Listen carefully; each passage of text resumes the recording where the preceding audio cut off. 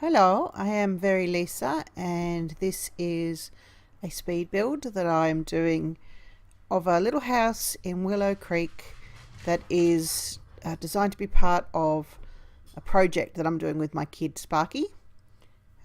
Sparky has suggested that we should either rebuild or renovate every lot in Willow Creek, and they're going to do Sims to go live in all these lots on Willow Creek, and I'm going to help with building residential and community lots for these.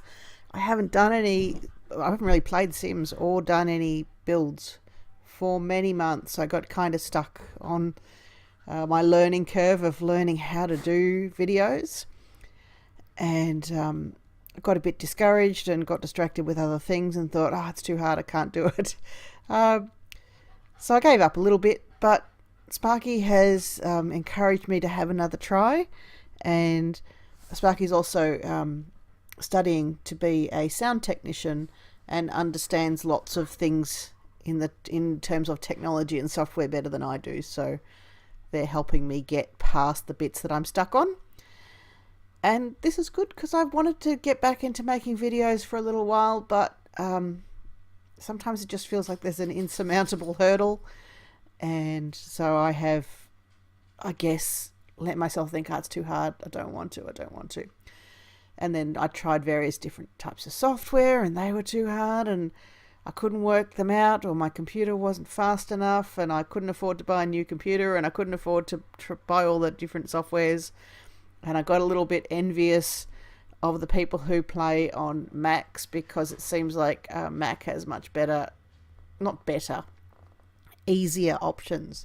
If you're making videos on a Mac, it just seems like you don't have as many choices, but what choices you have, they all kind of work relatively well. Whereas in Windows, which I use, you have a lot of choices and you have to figure out how to make them all work together effectively, and I can't always do that. But I'm trying again. So here is a little house. It's a fairly simple house. It's just a 2-bedroom, 1-bathroom house. It's on the Creek Cabana lot in Willow Creek that I've renamed to be called Monochrome Starter. So if you want to attempt to download this house, it is on the gallery. You can search for find it under my username of Very Lisa, or the name of the house is just Creek Cabana.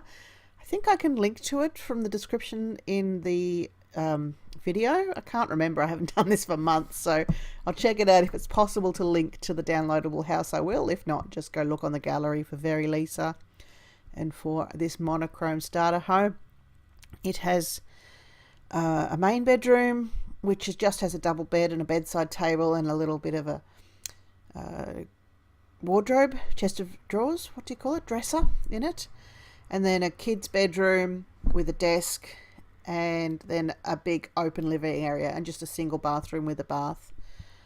So the idea is that you could start the game with this house. I built it with a single sim as my starter sim, so I believe single sims have the lowest amount of starting simoleons. So I made myself a single sim, put her on this lot, and then used her cash to build the house. She doesn't like this house very much. It's not very suited to her talents and abilities, but maybe it'll be suited to your Sim's talents and abilities, or maybe they will be able to tart it up a little bit once they start earning some of the big simoleons.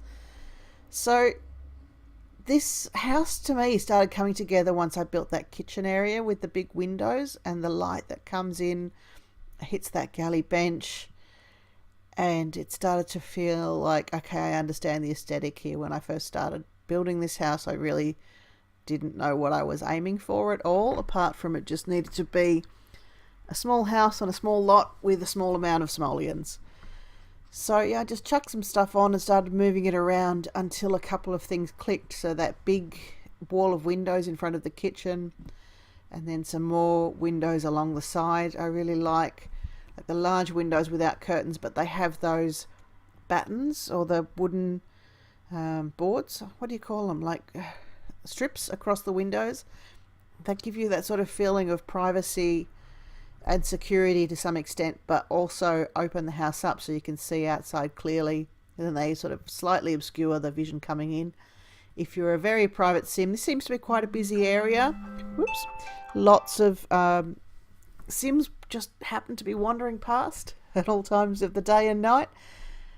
So perhaps if this was a house in the real world, you might want some better curtains, or maybe some of those fancy windows that have the electronic blinds. You know, you press a switch and the glass goes opaque, which is pretty cool, but way out of the budget of a starter home, I would imagine.